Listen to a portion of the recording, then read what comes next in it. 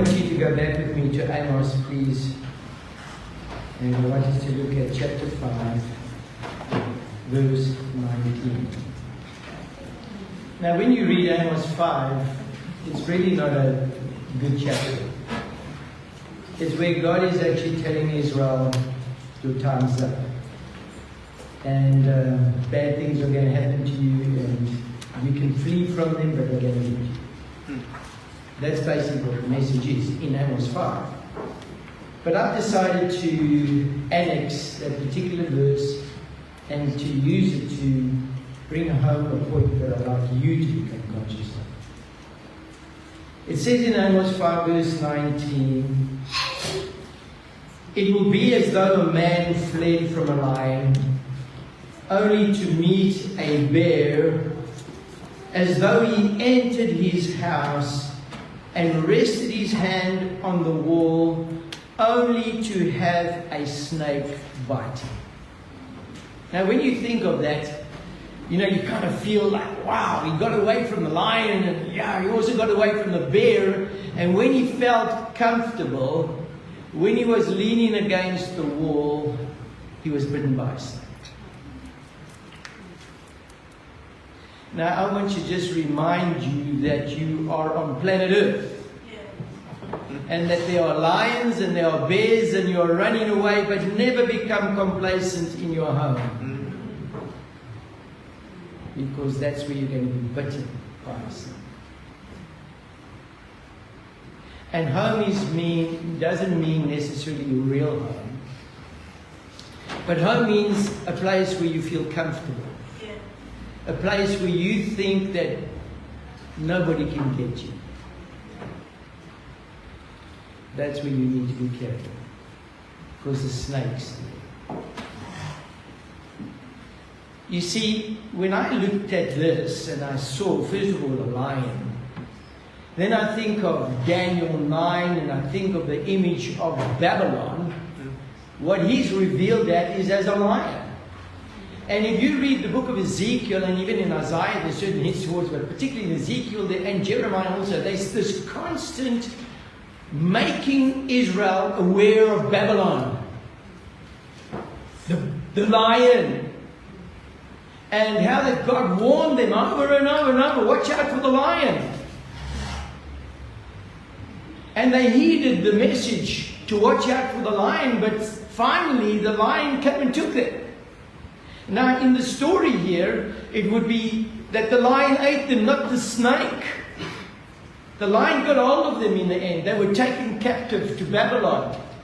The artifacts or the beautiful things of the temple were taken and put into the gods of strange gods. The temple of strange gods. And you can't mingle holy with unholy. But somehow this was done. But I would like to just for a moment take us away from there and rather think of David. A young shepherd boy, rugged. Nobody contemplated him. Nobody thought that he could be a king. But God, who looks at the heart, saw differently. And one day when Samuel was there to anoint the next king, the brothers paraded, head and shoulders, standing tall, muscular. Yeah, that's the kind of person we will choose to be our king. One who will stand in front of an army and people will tremble. But one by one, the brothers were turned down by the Spirit of God.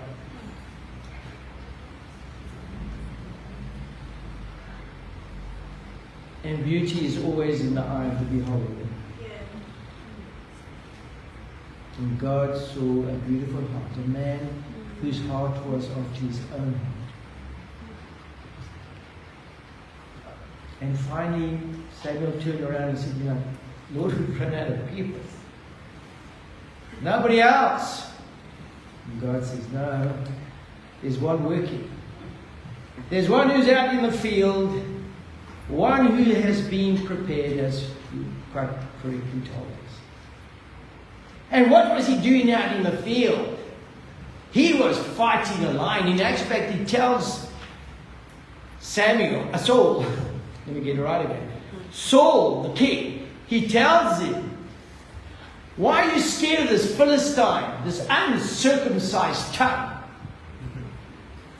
I was out in the field and a lion came to grab my little lamb, and I grabbed the lion, and I kind of imagined to myself, was he exaggerating? You know, children sometimes let their minds roll, and then they say, my father is bigger than your father. You know, I sometimes wanted my son to say that I first want to meet the father of the other child. You know, but somehow in our minds, our parents are always bigger. Maybe it's because they look up to us. I remember my dad, he had a kind of big hole in his chest, you know. And I would ask him, Dad, what happened to you? I never got time of the story, even though I knew the answer. He said, well, one day a cannon fired a cannonball. And I stood up and it hit me on the chest. And that's the only reminder. I believed my dad. My dad was stronger than anybody's dad. He could stop cannonballs. And here's David. He says, my God, I grabbed hold of the lion by his beard. I mean, have you, any of you ever tackled the lion? Yes. And grabbed it by its beard? I mean, that is really getting closer. You know, I didn't know that lions had beards. You have to be really close to see a lion's beard. But he grabs this lion by the beard, as he says. He says, and I took the little lamb out of his mouth. And that's incredible. How many of us can claim to have taken the lambs of God out of the lion's mouth? We're too scared of the lion. Because the lion prowls and he's hunched up and he's ready to pounce on us. He's like a roaring lion, wanting to devour whatever he meets. He's not happy.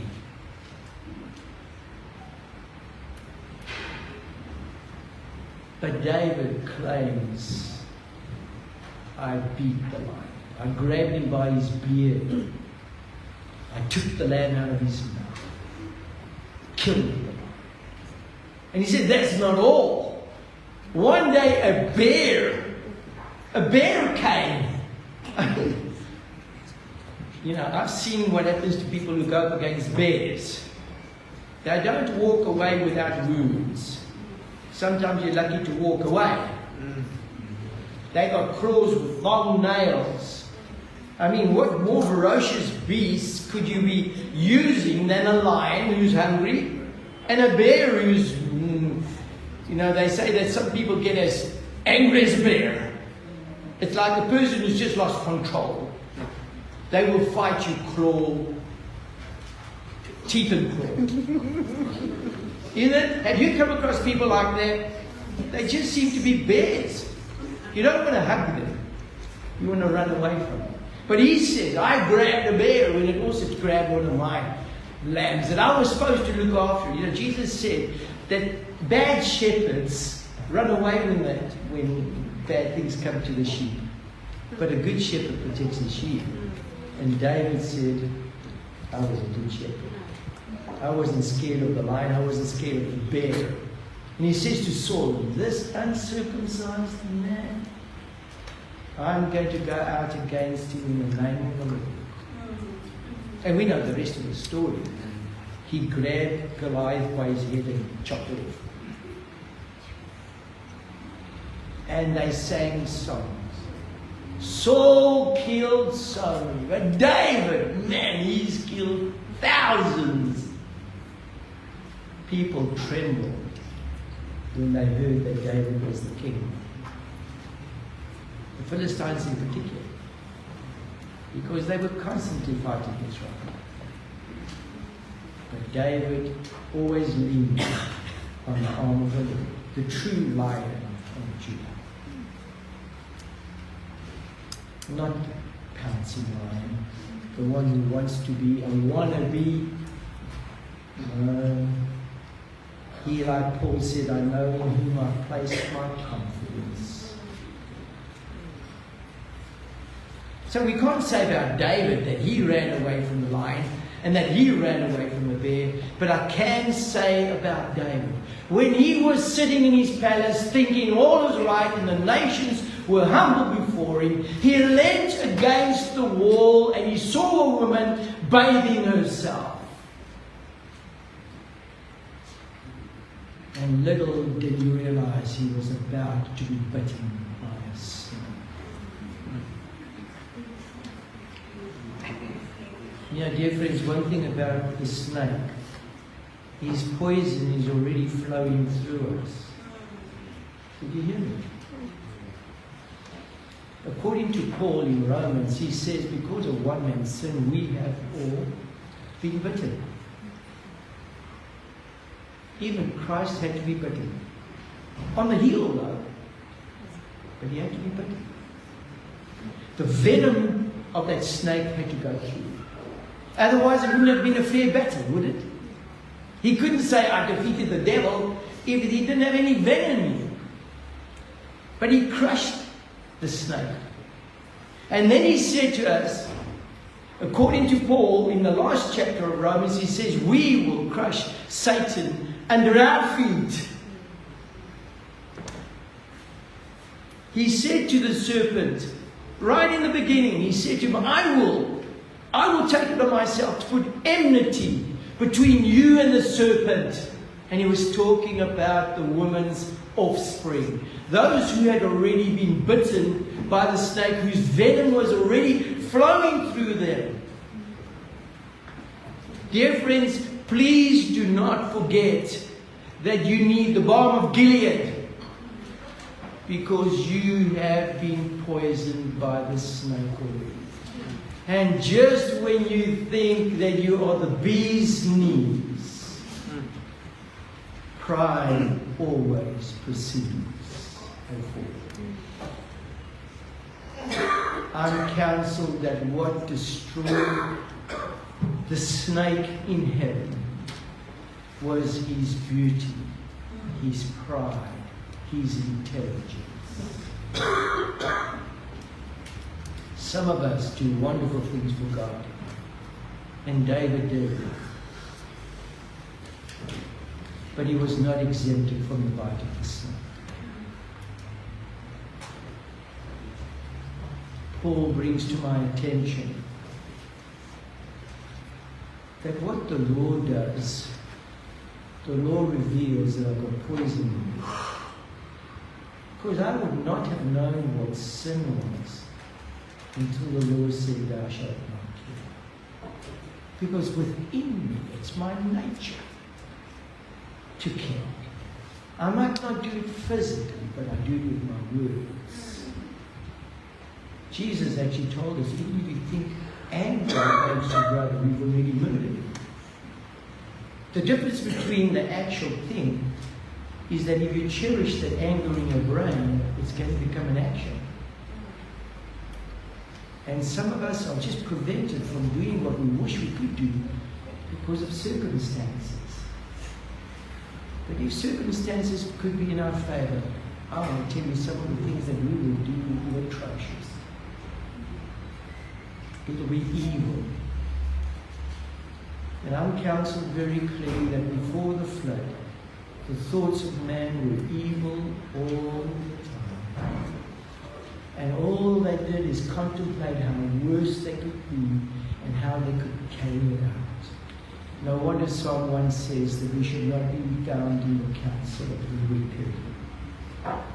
Dear friends, I'm asking you this, how many times do you find yourself in the counsel of the wicked? Then you listen to their thoughts and you allow their thoughts to fester. Because remember, you're already a snake. You see, David didn't think anything wrong with looking at Bathsheba.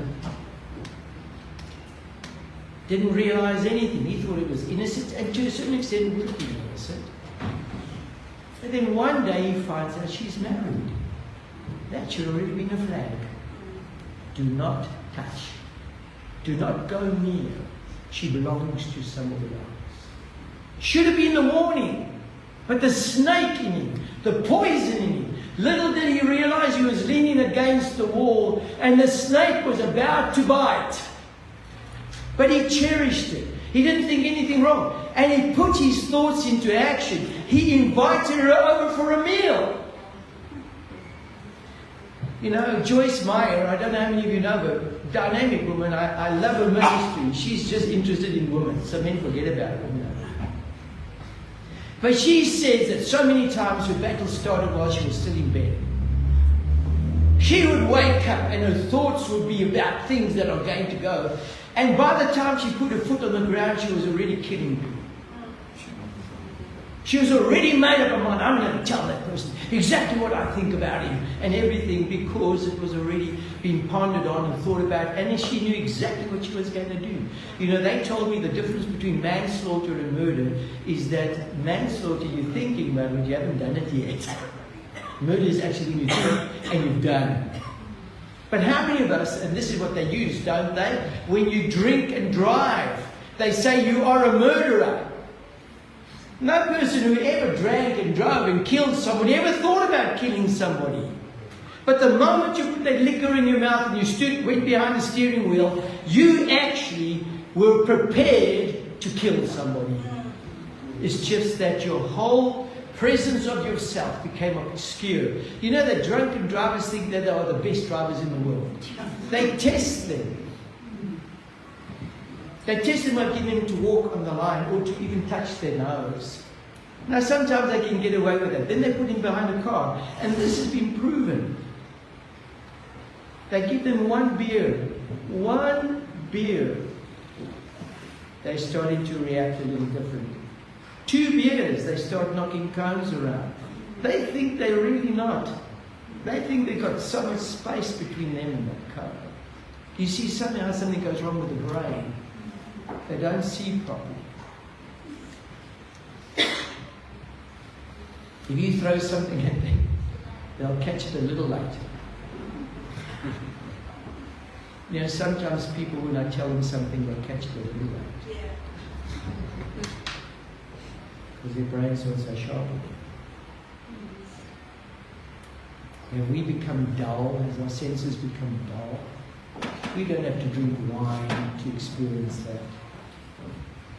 Just cherish bad thoughts, and we'll become intoxicated.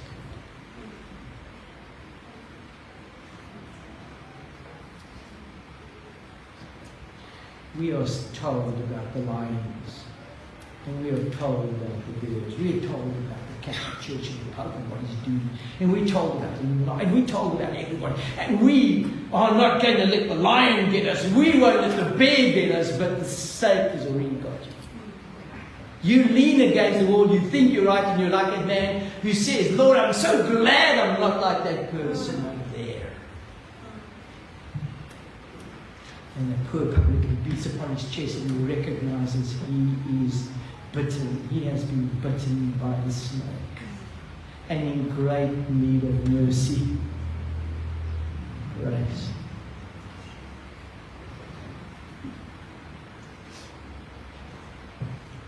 How many of you have fled from the lion? How many of you have fled from the bear? And I want to just tell you, you don't even have to answer me, but you've already been bitten by the snake.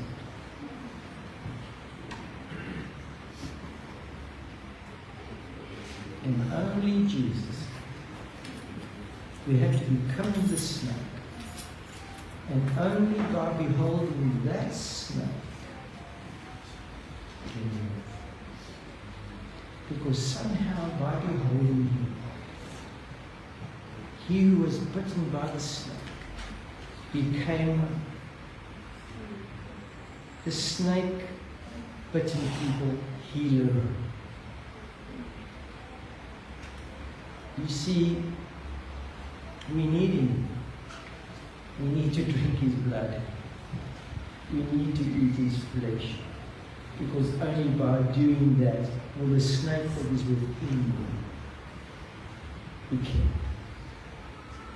Paul says, "Oh, wretched man that I am, who will deliver me from this body of death?" He says, "I thank God through Jesus Christ." So although you might have been bitten or got away from the lion, although you might pray and say, "I got away from the bear," those people just don't see. I'm praying that God will give you eye-salve so that you can see that you're really wretched, blind, so blind and so wretched and so naked that you don't even realize He's standing at the door of your heart, knocking and asking access. He's asking access to the last church on planet Earth. He's asking access to Laodicea. How is that possible? We are so powerful. We've defeated lions and we've defeated bears, but we do not realize that the venom of the evil one is flowing. Dear friends, you are no different from the rest of the world unless the balm of Gilead is in your blood system. I'm praying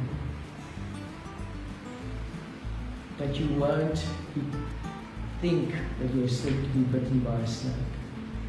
I'm praying that you will know you're really bitten and that you need Jesus. Paul, such a dynamic man. Daniel in lions' dens. Their desire or their thoughts was, "I want to know nothing save Jesus Christ and Him crucified." And all God's saints should say, Amen.